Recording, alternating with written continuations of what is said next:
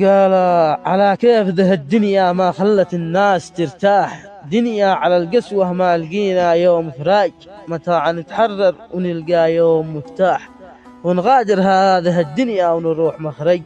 دنيا على الأوقات دائم بس تسرح، وما هي على كيف الأوادم والمزاج. دنيا تحب من اتبعها دائما ووضح، وذي اتبعها غواء وما على الغاوي إحراج.